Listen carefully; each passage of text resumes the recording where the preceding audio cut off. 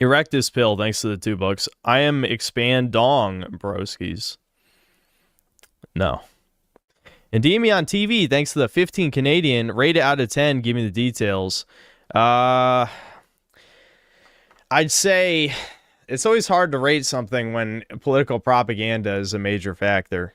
But I will say that it probably... It's hard to say. It's like between a 3 and a 4, really, is what it is. Because, like, I think as a game, the gameplay is serviceable, right? But when you're playing a Western RPG, you're not playing it for the gameplay. I don't care how bad the shooting is in, Fallout New Vegas without mods. You're playing it for the story, right? Which, that had some proto-woke elements in it, but that's besides the point.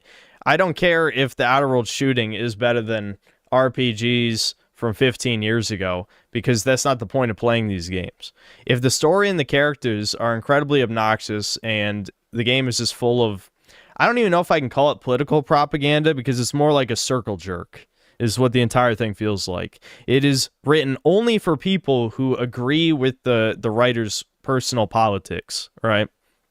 The late stage capitalism faction, Auntie's Choice, has no complexity or depth to it whatsoever. It's literally just, trillion-dollar mega corporation bad. All of that faction is mindless consumer slaves, and there's very shallow commentary about treating workers poorly. And then the other major faction, the Protectorate, is generic fascism, but actually it's communist Russia. Everything about it is just Soviet Russia. But the devs, I don't know, they're very shallow, misinformed understanding of history tells them, no, this is a dictatorship where you execute all your own people, you brainwash them, turn in your neighbors for defying the state. Again, those are all Soviet Russia, especially the last thing is trademark Soviet Russia, reporting on your, turning in your neighbors for betraying the most minor law, for jaywalking. There you go. Couldn't think of a good example off the top of my head, but yeah, that's what the jokes they make in this, and it's like that's not really, like, that's not the Third Reich. That's Stalin, Lenin,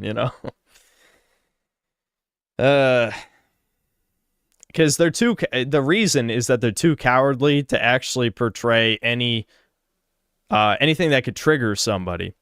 Like, there's no, as far as I've seen, the Protectorate, there's no, like, hated group that everyone rounded up and exterminated or something. That would be, you would think, the lazy way of portraying fascism would be like, oh, here are the Glorpals who didn't do nothing, and they rounded them all up in a camp and started killing them for no reason. That would be like the lazy leftist way that I would think to portray fascism. But they didn't even do that because that might be offensive, I guess. I don't know. The game sucks. The third major faction worships an equation, a math equation. They're just all, math nerds. That's not interesting at all. Online whiskey can... Oh, I forgot to mention. And also, every faction is extremely diverse. There is no ethnic... there's nothing to define the factions other than their really gay-looking armor, right? Everyone is equally diverse as people. And all of them, even the fascist faction, over half their people in charge are women. They worship a woman. The one, I forgot to mention this, the matriarch who they worship, it founded the faction. She founded the Protectorate group, a woman, founded the fascist faction. So it's like, this is, I don't even know if Endymion's still here, but hopefully that's a complex enough explanation. That super chat was like 25 minutes ago, but yes, there you go. That's a good enough breakdown. Online whiskey consultant, thanks to the £2. Sar, please help me. I am a scientist. And then then the email to like a guy in a turban, a bomb, and then an explosion. Yeah, I wonder what that means.